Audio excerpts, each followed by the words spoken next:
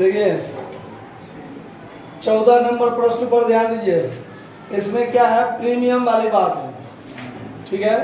पिछला सवाल में सममूल्य पर निर्गमन था, इसमें प्रीमियम पर निर्गमन है। पिछले वाले सवाल का हमने कुछ पार्ट बचा लिए हैं ताकि कुछ मार्कर बच जाए, है ना। देखिए कॉमर्स में पढ़ते हैं, सस्ता में बढ़िया चीज चाहिए तो कुछ बचत करना पड़ेगा ना। देखिए 14 नंबर क्या है कि फिदासा लिमिटेड ने जनता को 100 रुपया प्रत्येक वाले 64,000 समता अंश 20 रुपया प्रति अंश प्रीमियम पर प्रस्तावित किए हैं। राशि का भुगतान निम्न प्रकार है, आवेदन पर 20 रुपया, आवंटन पर 40 रुपया प्रीमियम सहित, मतलब आवंटन में 20 रुपया अपना, 20 रुपया प्रीमियम का। तो कहने का मतलब शेष राशि कहता है प्रथम एवं अंतिम पर तब कितना होगा premium, first and final call पर 60 रुपया। क्यों, तो 20 रुपया और 100 रुपया, 100 रुपया शेयर कैपिटल का, 20 रुपया प्रीमियम का, तो 120 टोटल होगा ना। अलॉटमेंट तक 40 और 20 60 हो गया, तो फर्स्ट एंड फाइनल कॉल पर 60 तो और चाहिए ना। अब आइए, जनता द्वारा 60,000 अंश अभिदत्त किए गए। 8,000 समता अंशों के एक अंश धारक को छोड़कर जो प्रथम एवं अंतिम याचना पर नहीं दिया था उसका जब्त कर लिया गया, ठीक है। फिदासा लिमिटेड के पुस्तकों में जो बैलेंस शीट में आपको कहता है दिखाने के लिए शेयर कैपिटल। अब देखिए बैलेंस शीट तो हमारा यही होगा, यहाँ पर एक्स लिमिटेड को काट कर क्या कर देंगे, फिदासा लिमिटेड कर देंगे, ठीक है, एलटीडी, ठीक। कैपिटल एंड लायबिलिटीज रह जाएगा शेयर होल्डर फंड्स में शेयर कैपिटल। तो शेयर कैपिटल में आपका इक्विटी शेयर कहता है, तो यहाँ इक्विटी शेयर कैपिटल कर दीजिए। तो हम लोग पहले नोट्स ऑफ अकाउंट में देखते हैं क्या सब है। देखिए तो नोट्स ऑफ अकाउंट में ऑथराइज्ड शेयर कैपिटल यानी कितना से कंपनी की स्थापना हुई उसके बारे में कोई बात इसमें नहीं दिया हुआ है, नहीं दिया हुआ है तो हम इसको छोड़ के चलते हैं, ठीक है। लिखा हुआ है, लगाने दीजिए। उसके बाद इशूड शेयर कैपिटल, तो इशूड में यानी जनता को निकाला कितना है बेचने के लिए, 64,000 शेयर। कितना शेयर, तो यहां पर आप लिख दीजिए 64,000 equity share issued share capital में एट द रेट ऑफ कितना रुपया के दर से, 100 रुपया के दर से। तो यहां हो जाएगा कितना रुपया, 64 लाख रुपया। कितना रुपया, लेकिन ये बैलेंस शीट का भाग तो नहीं होगा, बस बंद करके छोड़ दीजिए, इसको अलग कर दीजिए। आगे देखिए सब्सक्राइब शेयर कैपिटल, जनता ने खरीदा। ये जो 20 रुपया प्रीमियम है ना उसको शेयर कैपिटल में कभी नहीं जोड़ेंगे, वो अलग आइटम के रूप में रहेगा बैलेंस शीट में, ठीक है। अब देखिए सब्सक्राइब शेयर कैपिटल में जनता ने कितना शेयर खरीदा, 60,000 इक्विटी शेयर खरीदा है एट द रेट ऑफ कितना के दर से, 100 के दर से, मतलब 60 लाख का, 60 लाख का, ठीक है। ये भी बैलेंस शीट का भाग नहीं है, इसको छोड़ दीजिए, ठीक है। उसके बाद कॉल्ड अप शेयर कैपिटल में जनता से कंपनी ने पूरा मांगा है, ऐसा तो नहीं है कि नहीं मांगा है, कुछ रुपया पूरा मांगा है।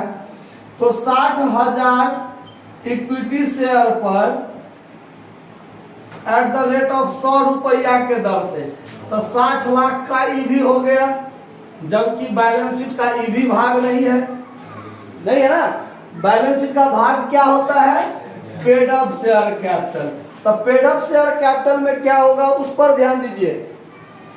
पेड अप शेयर कैपिटल में क्या होगा, तो 60,000 अंश जो जनता ने खरीदा था उसमें से 8,000 अंशों पर कॉल्सिल एरियर हो गया।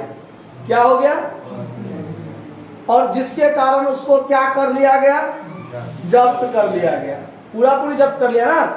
तो 60,000 में 52,000 equity share at the rate of RS 100 each, ये आपका फुल्ली पेड है। क्या है, फुल्ली पेड है। तो 52 लाख रुपया का तो ये हो गया, आया बात समझ में, कोई दिक्कत। उसके बाद 8,000 शेयर जो है उसको क्या कर लिया गया है, जब्त कर लिया गया है। तो फॉरफिटेड शेयर भी तो यहाँ लिखाता है बैलेंस शीट में। तो 8,000 8,000 इक्विटी शेयर जो क्या हो चुका है, फॉरफिटेड हो चुका है at the rate of RS। कितना रुपया के दर से ये दिया है, ध्यान से देखिए, फर्स्ट एंड फाइनल कॉल 60 रुपया के दर से ये नहीं दिया है। 60 रुपया के दर से तो दिया कितना, 40 रुपया के दर से ना। कब कब, एप्लीकेशन पर और अलॉटमेंट पर 20 रुपया के दर से। तो 40 रुपया के दर से 40 रुपया इच पेड हुआ है ना।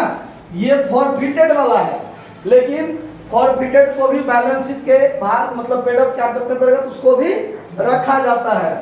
तो 8,000 गुने 40 3,20,000 यानी टोटल हो गया 52 लाख 55,20,000 55,20,000।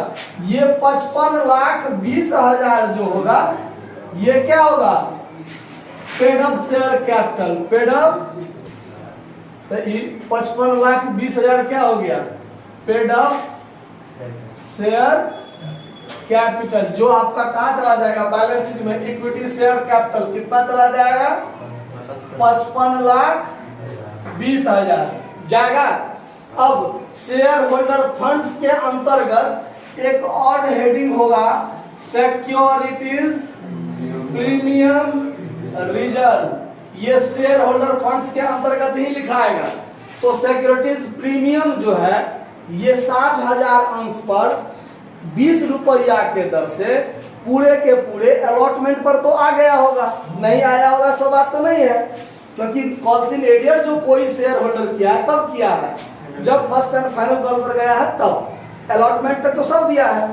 तो ये आपको 60,000 इक्विटी शेयर पर एट द रेट ऑफ क्या रुपया के दर से, 20 रुपया के दर से 6 दूना 12 पर 5 को यानी 12 लाख रुपया का, कितना का, 12 लाख रुपया का दिखा देंगे।